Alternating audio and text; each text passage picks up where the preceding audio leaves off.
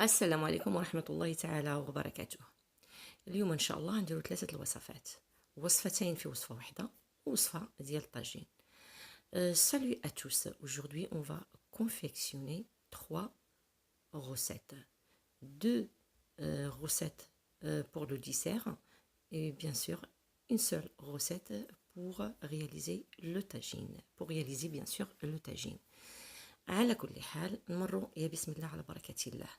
كناخذ واحد الاناء طاجين، يعني تندير فيه بصيله مشلضه وكندير فيه الحيمه.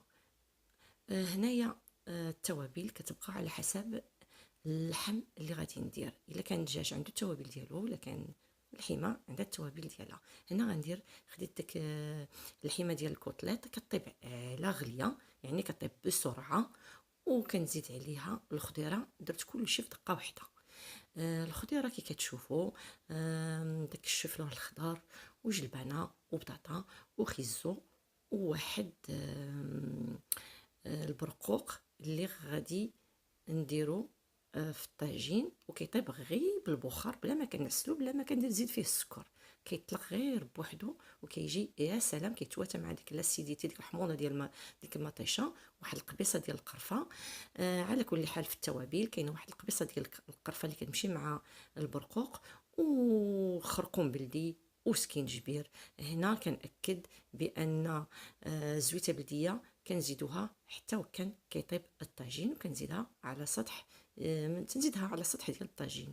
وبالنسبه للتوابل كتبقى على حسب. الا درت بالدجاج راه كيكون عند التوابل ديالو، درتو بالحمار تكون عندها التوابل، كل حاجه بالتوابل ديالها. على كل حال كندير مليحه وكنحطها على عافيه مهيله وكنخليه يطيب.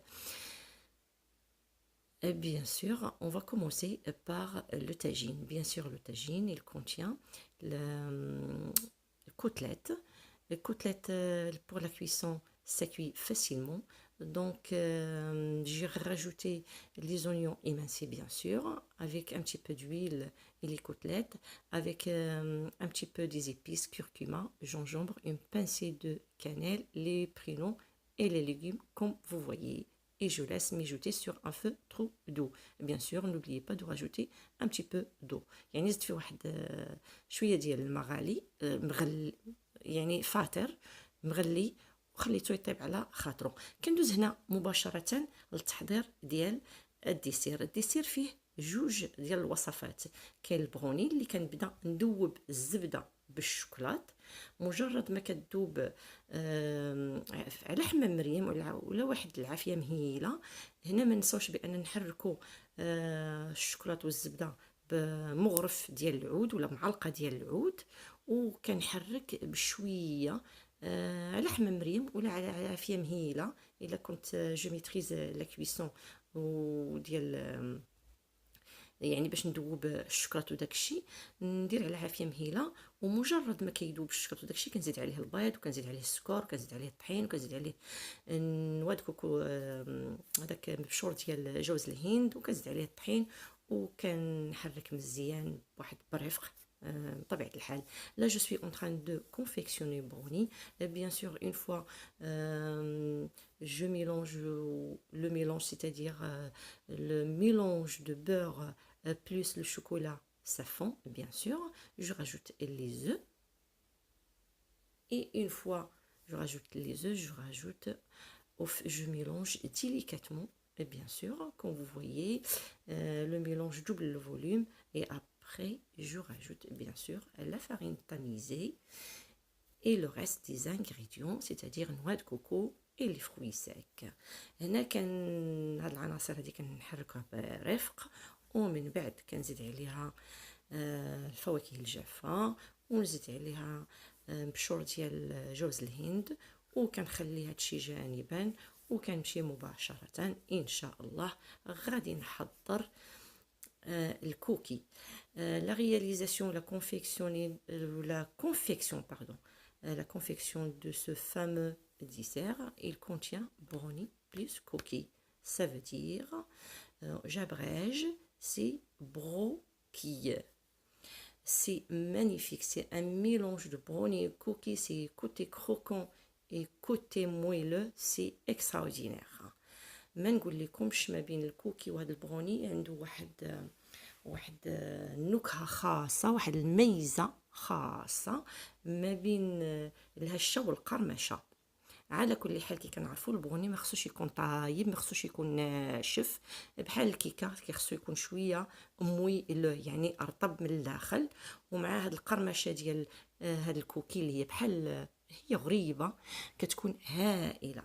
على كل حال هاد المزيج ديال هاد البروكي عنده واحد الميزه خاصه، كيخص شويه ديال الصبر وشويه ديال الحكمه pour la réalisation de ce magnifique dessert, bien sûr. Je viens de dire qu'il faut juste la patience pour confectionner le dessert et surtout respecter les ingrédients et leurs mesures.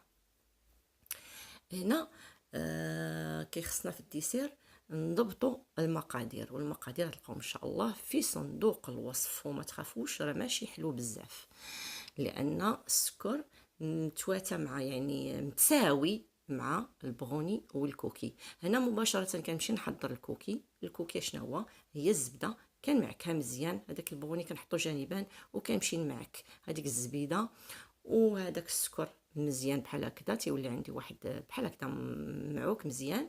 جو ميلونج لو beurre plus le sucre et je rajoute bien sûr l'œuf.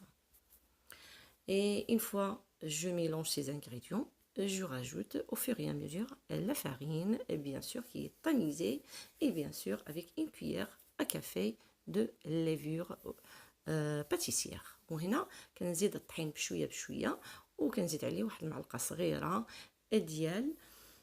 ديال خميره ديال الحلوى. بالنسبه للشوكولات هنايا في البروني والكوكي درت 200 غرام، الاغلبيه ديالو مشى في البروني والباقي القليل واحد الربع ديالو بقى لهاد الكوكي. Bien sûr, pour le brownie et le cookie, j'avais utilisé 200 grammes de chocolat, une plaque de chocolat. La plupart, c'est parti dans la préparation, bien sûr, dans la préparation de brownie. Il le reste à peu près un quart est resté pour la confection des cookies. Et après, bien sûr, je mets la préparation dans mon plateau à four. Bien sûr, le four est préchauffé à température 180 degrés. J'enfourne le gâteau, bien sûr, pour 15 minutes à 10 minutes. Après, je baisse la température à 160 degrés pour un quart d'heure.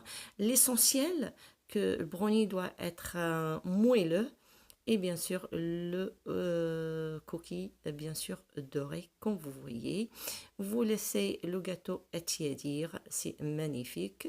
Ou une fois c'est froid, c'est caramélisé, c'est magnifique. هنا كنديرو في الفران مباشرة، ملي كنديرو في الطاوه ديال الحلوى، كنديرو في واحد الفران اللي تيكون سخون على حراره 180 درجه يعني معتدل الحراره، ومن بعد كنقص الحراره على 160 درجه. كنخليه في الاول واحد ربع ساعه، وفي الثاني كنزيد عليه واحد 10 دقائق ملي تيكون بحراره معتدله يعني منخفضه تماما في الاخير. المهم البروني كيخصو يكون شويه رطب من الداخل، مزيان رطب، وداك غريبه كتكون مقرمشه، داك الكوكي تيكون مقرمش على السطح، يعني سطح الحلوى او وجه ديال الحلوى. على كل حال واحد المزج ما بين الكوكي والبروني، مزج هائل ورفيع، يعني ما نقول لكمش. je veux dire pas le goût et le look bien sûr est magnifique. Et bien sûr pour la forme غادي ديروا سواء دائر او يعني يكون كاري او لا يكون داير. Vous avez le choix pour la forme, à vous de voir, soit carré ou soit rond, à vous de choisir. وبالصحة والراحة، ومرة أخرى إن شاء الله، وإلى اللقاء يا أصدقاء، إلى فرصة قادمة بإذن الله. بون أبيتي، à la prochaine إن شاء الله.